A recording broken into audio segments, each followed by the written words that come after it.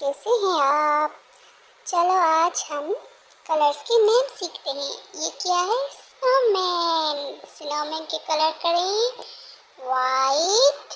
Wow, white white white snowman. ये good good job. चलो अब पॉप करें white white white white. Yes, very good.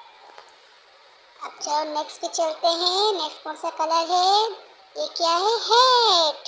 इस पे कलर करते हैं ब्लैक ब्लैक। वाओ, ठीक, ब्लैक।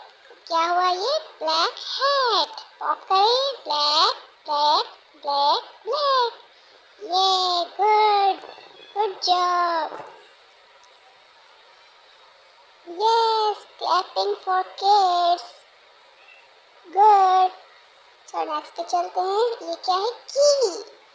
की पे कलर करते हैं। वाओ, ग्रे ग्रे की।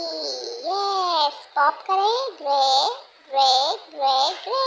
Yes, good. आज के लिए इतना ही काफ़ी है। बाय बाय दोस्तों। हाफिज़।